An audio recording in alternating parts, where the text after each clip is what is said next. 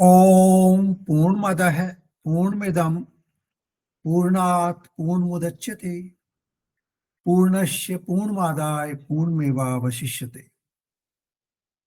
So welcome to our Saturday morning session. We are, understanding or trying to understand Mundaka Upanishad. And we are in the final section of the Mundaka. Last time we saw the mantra number 6 of Mundak 3 part 2. There was a word there, Paramrata Parimuchanti Sarve. Now, I left that particular part on that day because we wanted to analyze it little in detail. Now, we will take this section.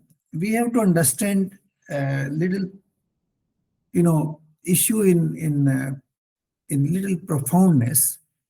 That is that how this Atma, which is infinite, which has no qualities, which has no limits, gets trapped into the human body, and then it becomes what we call Jivatma or Jeev. Now, how that happens? In the Vedic writings, there are two concepts to explain this whole thing. One is the concept of pratibimb, or we can say reflection. And the second is the concept of upadhi. Now, let's take the pratibimb first. Now, you see the sun is in the sky. You can, if there are water bodies down below, 10, 12 water bodies, the sun is visible in all those water bodies equally. And then if there's a movement in the water body, there are waves, the sun is also impacted by those waves.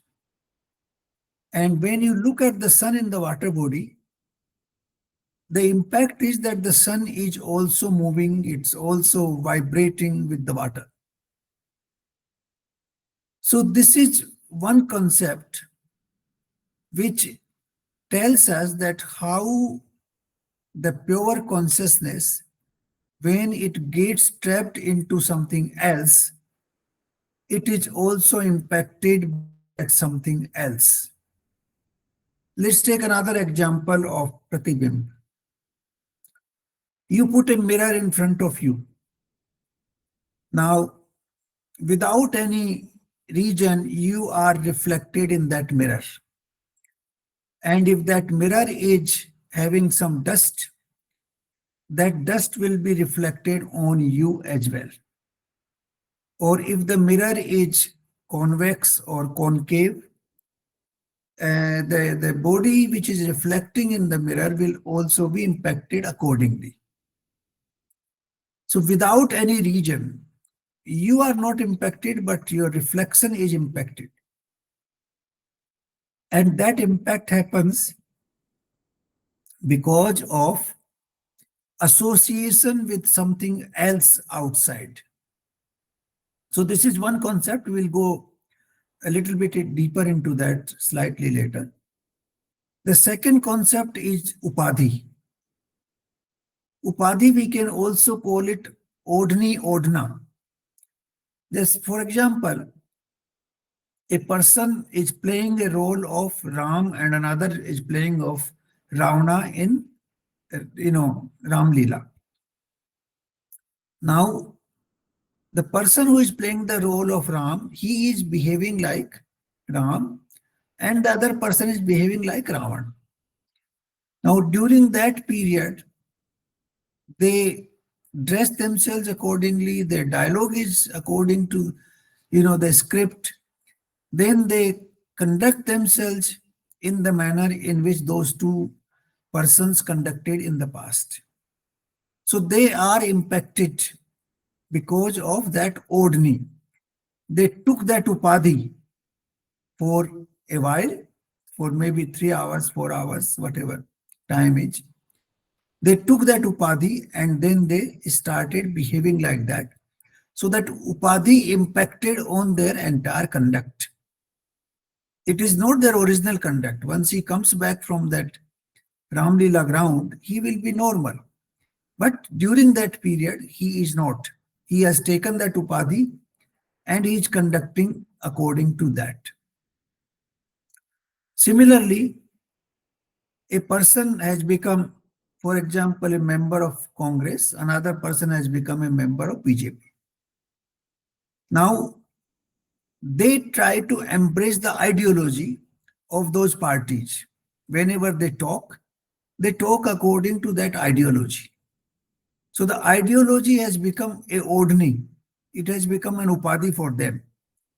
They are conducting themselves because in that manner because of that odni or upadhi. So this upadhi is impacting on us. Similarly, there's another important concept in that. That is that what we call embodied consciousness has taken the upadhi of this body. The body has actually covered that absolutely, free and infinite and unlimited uh, consciousness into this body. And then the body's sense organs, body's mind, body's intellect, the body's functioning, that starts impacting on the consciousness. The consciousness gets trapped. So this is called embodied consciousness. To explain that how this infinite, consciousness, which has no qualities, which has no limits, which is absolutely what we call pure, which is nirmal, has been impacted by our body-mind complex, BMI, body-mind intellectual complex. Now, when you get this body-mind intellectual complex, this complex is made of 5 great elements. Because we eat food, the food comes from the 5 great elements. Those are the earth, water, air, fire, and akash. Those great elements convert themselves into the food we eat. And that food nourishes our body. The body is actually the food. The body gets converted, the food gets converted into body. And because of that, we get these sense organs, we get the mind, we get intellect. All those things which are actually conditioning our pure consciousness. So the pure consciousness gets trapped. It becomes jivatma. It becomes jiv. It is no more, the pure atma or pure paramatma. It is a trapped consciousness, like a trapped akash in a house. Or in Vedic literature, they also use the word ghatakash. Chittakas, Ghatakas, there are various variety of words which have been used in Sanskrit to define it. So the concept is that this pure consciousness is actually trapped by the 5 great elements of nature, which is the body, and then the activities we do, that karma we do or tap we do in our life. Whatever activities we do, whatever thoughts we have, whatever actions we take, all those are impacting on that pure consciousness. And that is why it becomes like a jeev. It becomes, trapped into that complex. So this is what happens. This is how we get what we call the feeling of asmita, that this is I. Now that I comes into play, the I is not the consciousness here. The I is the surroundings of the consciousness. The surroundings become more important than the consciousness itself. The consciousness becomes secondary. Most people don't even realize it. Only those who think deeply, they realize that I am here because of the consciousness. If my Chaitanya goes out of my body, the body will dissolve into the five great elements. Nothing will be left out. So this is how a human being is actually trapped. Not only human being, all living beings are trapped. The pure consciousness gets converted into Jeev. And when you acquire what we call knowledge of the Brahman or knowledge of the self, when you acquire that you are a pure consciousness, you realize all that, then you get slowly start getting detached from this body mind intellectual complex, BMI. Then the BMI is not impacting on you. You still remain in body, but you feel that I am not body. I am pure consciousness. I am all pervasive. I have no limits. I have no qualities. So you become like Paramatma, Aham Brahmasmi. That state arises when we actually start feeling and start realizing that we are pure consciousness and body mind intellectual complex is only trapping this pure consciousness and impacting on it. Like the mirror impacts on us, like the water impacts on the sun, like a house imposes itself on Akash. In the same way, this BMI imposes on us, and not only BMI, what we perceive from our sense organs from outside world, things are happening outside. Now, those things are also perceived by our sense organs and the mind, and they are also impacting on us. So this feeling of I gets completely tied up to the BMI complex, body, mind, intellectual complex. And that is how we get trapped and we get, impacted in the sansar. Now, another example which has been given in Upanishads is that of snake and a rope. Now you get up in the night and you see a rope, but actually you feel it's a snake and you get scared. When the light is on, you realize it is not snake, it's only a rope. And then your fear goes away. Your knowledge comes back to you. So why this body-mind complex prevails on us? It prevails because of avidya, agyan, because of lack of knowledge, because of darkness. That darkness prevents us from realizing the existence of pure consciousness, which is we are. And because of that darkness, we remain trapped into BMI complex. So this is what this, mantra 6 of Mundaka Upanishad actually implies here in the last part of it. When it says Paramrita, that you become completely Amrit, that is, once you realize all that, you feel that you are imperishable. You are neither born, you are not going to die. You will exist forever. You are absolutely pure. You have no limits. You are all pervasive. That feeling comes. And parimuchanti sarve. Then you start actually feeling liberated from this BMI complex where we are trapped. So this is, I thought we will, understand it properly today.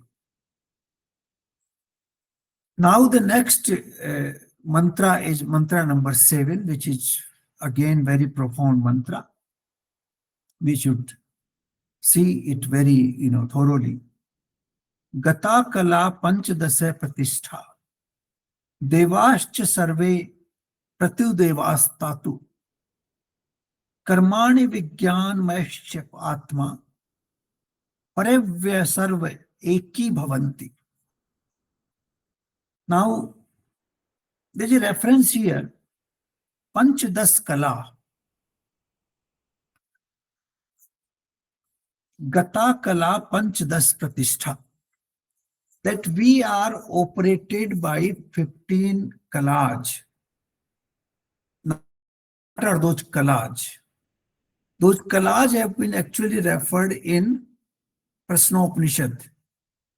In Prasnopanishad, there are 6 disciples, and each one of them is asking one question. So the last disciple is asking question number 6. And he is asking this question, ki what are these 16 kalas? There is reference to 16 kalas. Here there is 15, which I will explain why it is 15 and why there is 16. So those 16 kalas have been asked from Rishi Pipalad, and the person who is asking is Sukesha. Sukesha is the disciple who is asking this question to Piplad, who is a very famous,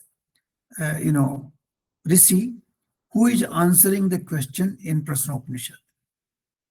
So we will look at these 15 kalas, because these kalas actually operate our body-mind complex, and they define this complex. Now these kalas are, the first kala which has been mentioned is pran. Because when the pran leaves the body, everything also leaves. Nothing stays.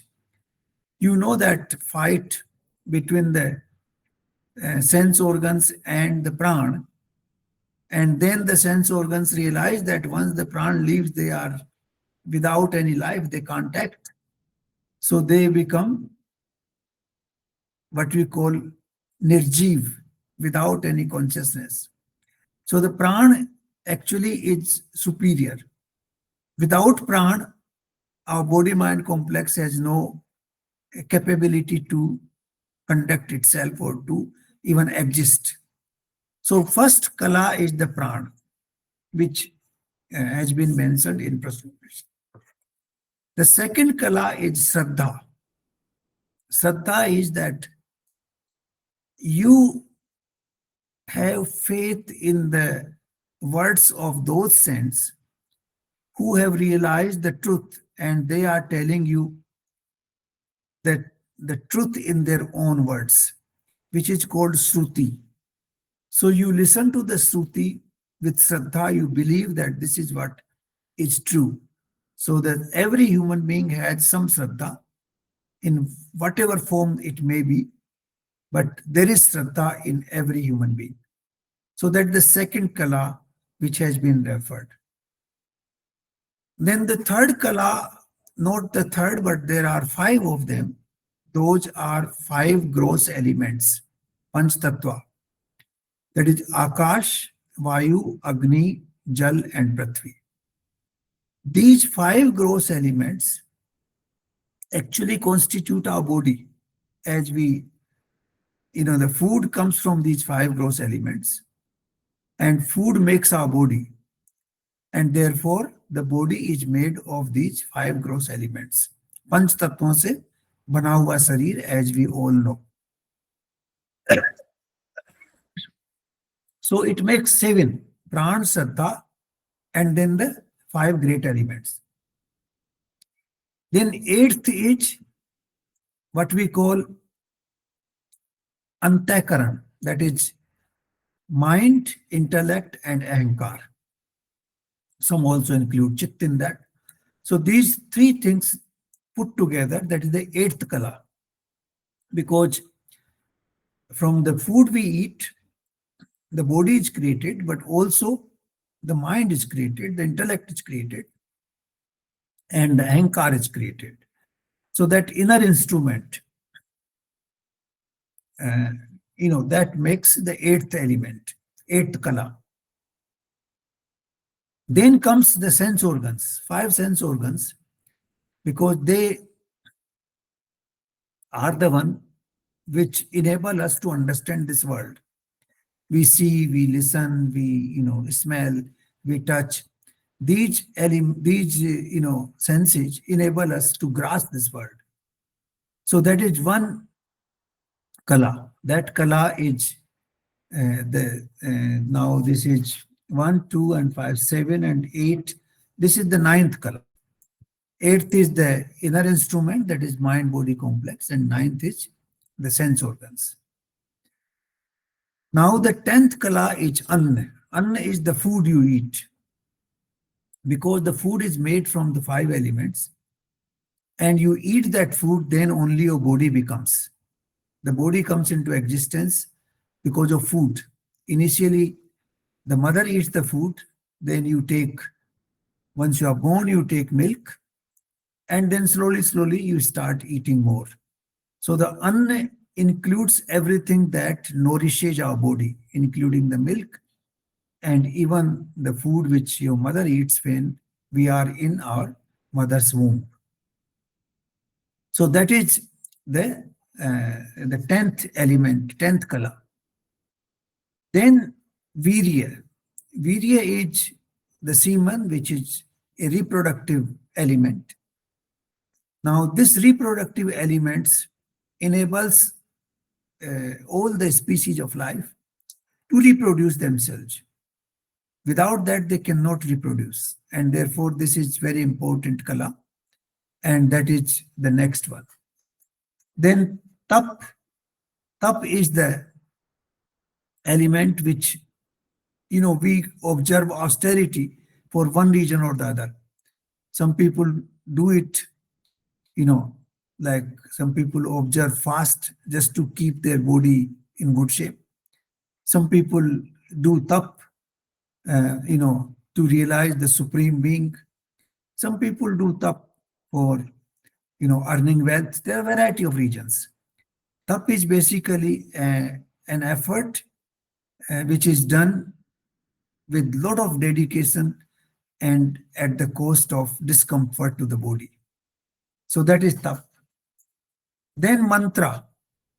Mantra is the power to speak, power to grasp the knowledge, and power to grasp what the rishis have said, Shruti. So that is another kala. Then karma, what we do in our life on day-to-day basis, because whatever karma we do becomes our life.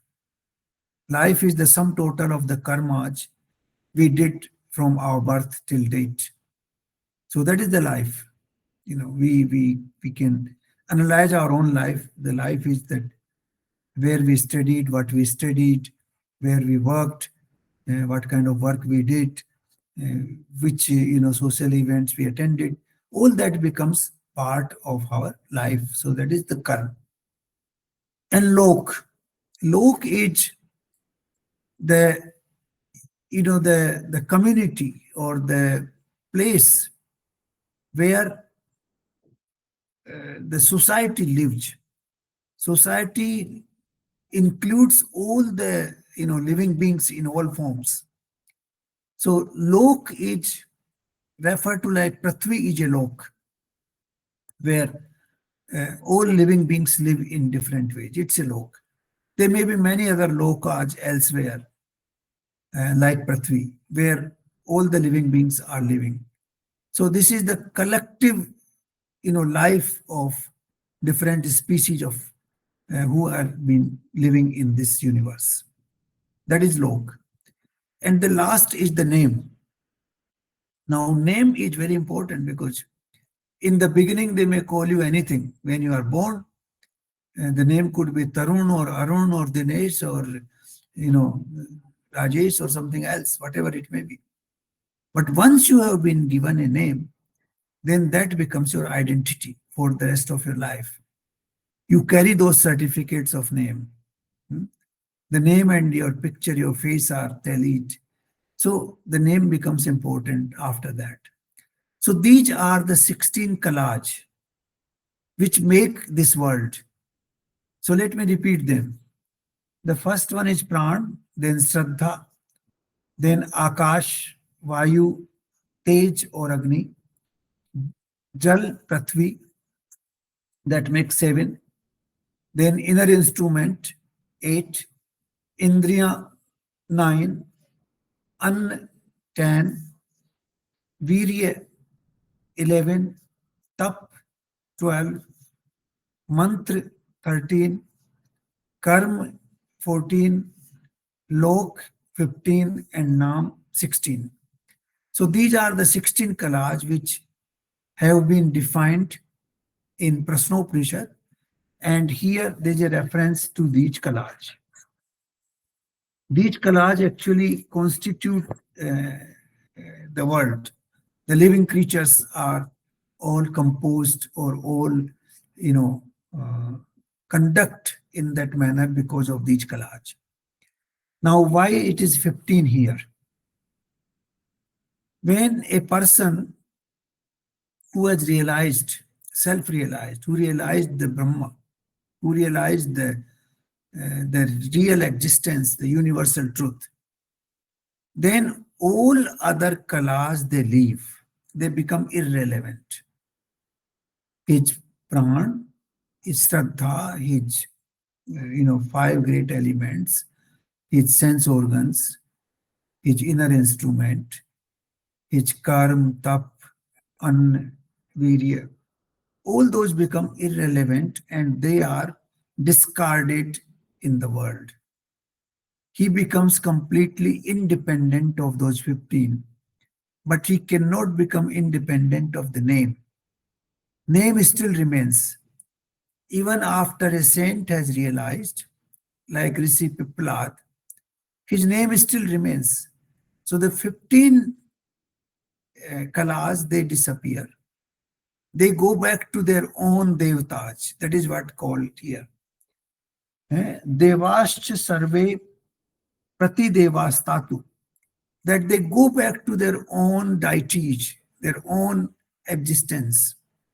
All these 16, forces which constitute our lives in this universe, they have been called devtas in our, Vedic science, because they are the powerhouse. They provide us different energies, different capabilities.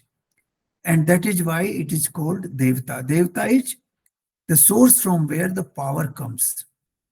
Like, for example, Earth is a powerhouse. So we call Prithvi Devta. We call Jal Devta. We call Vayu Devta. Because these are the powerhouses which impact our life on day-to-day basis. So these 15 devtas, they control these 15 kalas.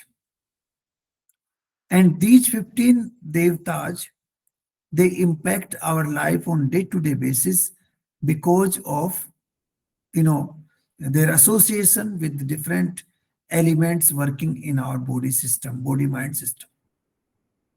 Once the person has realized that he is a pure consciousness, he is not the body, he is not the sense organs, he is not the mind, then these 15 kalas, they leave and they go back to the respective devtas.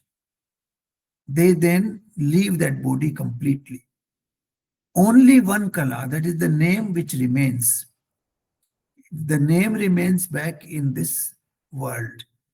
And that is why there is a reference only to 15 kalas here.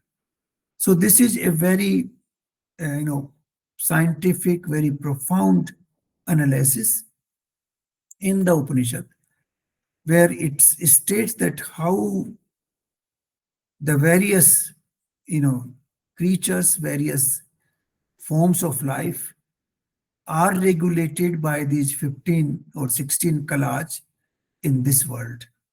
Or if we take human body, because a human being is the most important of all species of life, then we can realize that all these 16 kalas are present in every human being. And becomes completely liberated, only his name remains, all other kalas they disappear, which we can feel that everything else will be completely irrelevant for him. So this is what these two mantras are telling us. Then what happens? Once all these devtas go back to their respective abode, leaving this body-mind complex, then what happens? Then happens, this is like this. Karmani Vijnanmayascha Atma. विज्ञानमय जीवात्मा के ये सब के सब परम अविनाशी परम ब्रह्म में एक हो जाते हैं, परव्य सर्वे एकी भवन्ति, that they become one with the Supreme Lord, one with the Brahma. Then we become one with the Brahma, and that is what is Aham Brahmasmi. I become Brahma. I become that Paramatma. Once I realize this, and all these 15 kalas, they go back to their respective, divinities, divine powers. Now, this does not happen in those cases where person is not going for nirvana or moksha. A person who has to come back in this world, in that case, the Suksham Sarir goes with him.